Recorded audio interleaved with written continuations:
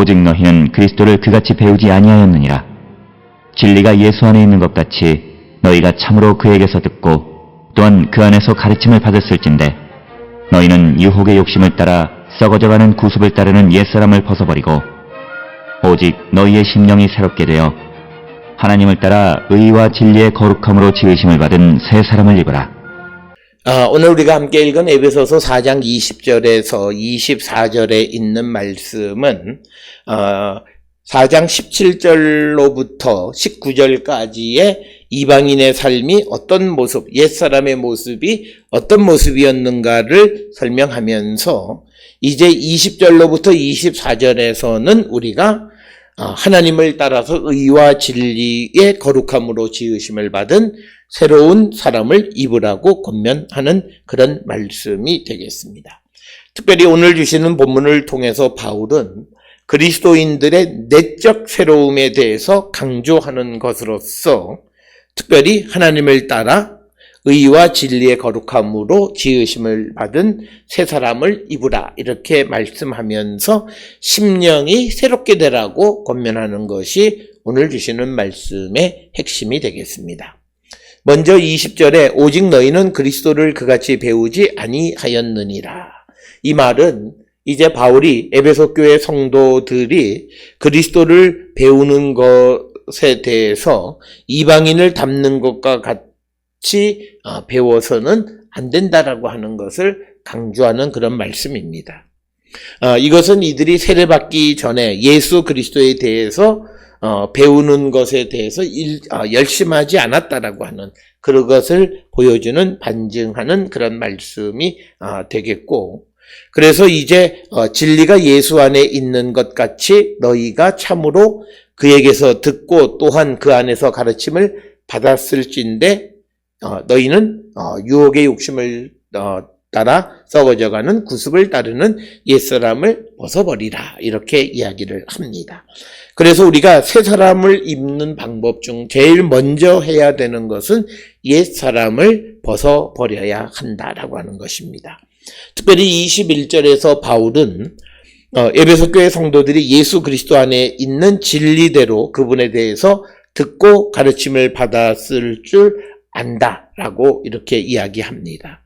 그래서 오늘 주시는 본문에 진리가 예수 안에 있는 이런 표현은 예수 그리스도의 죽음과 부활에 관한 복음을 의미하는 거죠. 그래서 예수 안에 진리가 있다라고 하는 그 진리의 내용은 예수 그리스도의 죽음과 부활에 관한 복음의 내용을 의미하는 것이다.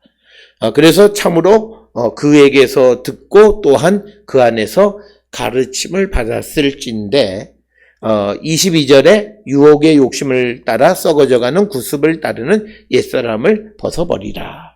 그래서 오늘 주시는 22절의 이 말씀을 통해서 바울은 에베소 교회 성도들에게 지난날 생활 방식에 젖어 그 사람을 속이는 욕망으로 욕망을 따라 살아가는 옛사람을 벗어버리라고 강조하고 있는 말씀입니다. 그래서 이 바울은 에베소 교회 성도들이 이방적인 삶의 방식, 즉 옛사람을 벗어야 함을 강조하고 있습니다. 이것은 골로새서 3장 9절에 의하면 옛사람과 그 행위를 벗어버리라라고 하는 말씀과도 같은 맥락의 말씀이 되겠습니다. 우리가 바울 서신에서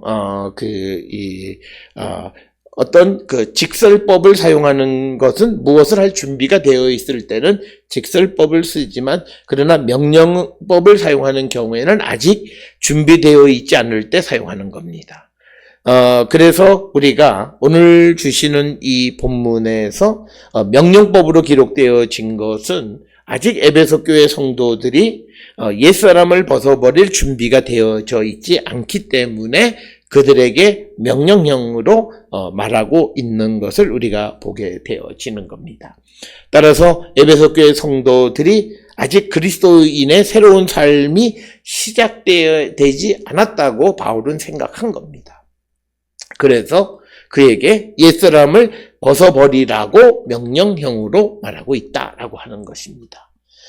따라서 오늘 우리는 예수를 믿는 사람들로서 우리는 옛사람을 벗어버리고 새 사람을 입고 있는가 다시 한번 성찰하는 우리가 되어야 되겠고, 그래서 우리는 정말 옛사람, 과거 우리가 그 욕심을 따라서 썩어져가는 구습을 따르는 그런 사람의 삶의 방식을 청산하고 이제 그리스도 안에서 새로운 심령으로 거듭나는 자가 되어야 한다라고 하는 것입니다. 특별히 오늘 주시는 본문 23절에서 오직 너희의 심령이 새롭게 된다라고 하는 것은 영과 마음이 새롭게 되라고 하는 것. 그래서 바울은 어떤 외형적인 새로움이 아니라 내적인 새로움으로 새로운 삶을 시작하라고 말씀하고 있습니다. 특별히 이런 내적인 새로움에 대해서 강조하는 것은 로마서 12장 2절에서도 로마교회 성도들에게 마음을 새롭게 함으로 변화를 받아 이런 표현을 사용함으로 어떤 내적 새로움에 대해서 강조하고 있고, 그런데 이런 내적인 새로움은 성령에 의해서 이루어지는 새로움이다라고 하는 것을 우리는 잘 알고 있고, 이것은 고린도후서 3장 18절에 보면 그 말씀을 그대로 기록하고 있는 것을 우리는 알 수 있습니다.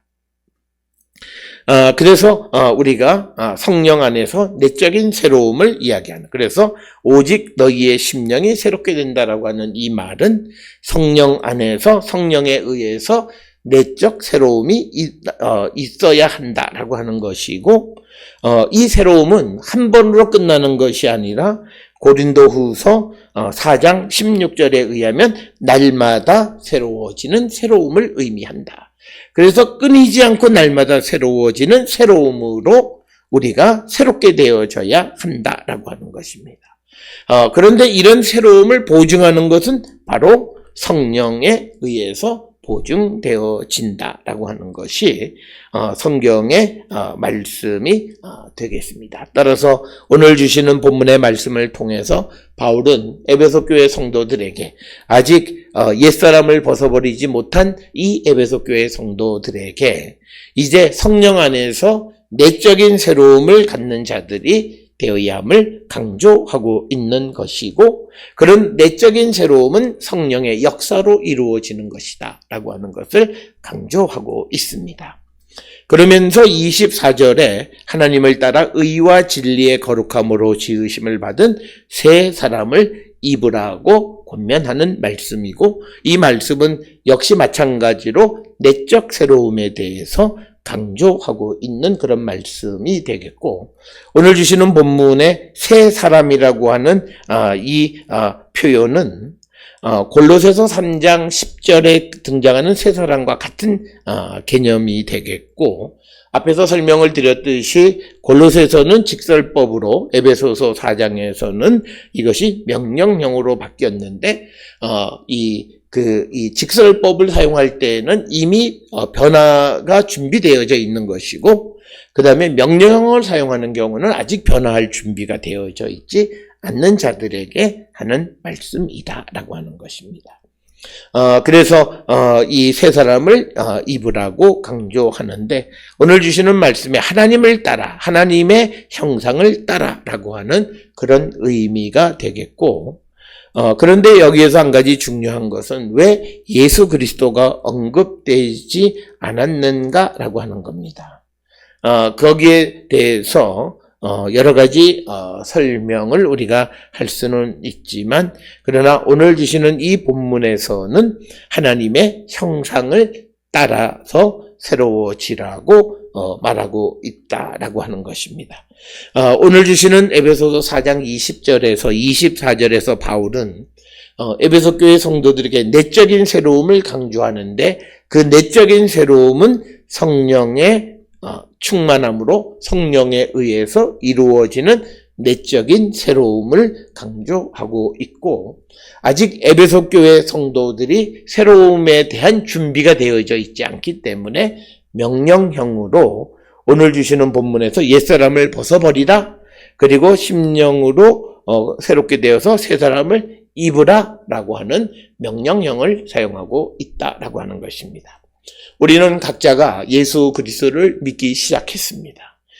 그러면서 우리 안에서 정말 그 성령에 의한 내적 변화가 나타나고 있는가 한 번쯤 성찰해 보시면서 오늘 주시는 본문처럼 우리가 하나님을 따라 의와 진리의 거룩함으로 지으심을 받은 새 사람을 입는 그런 성도들이 다 될 수 있기를 주의 이름으로 축원합니다.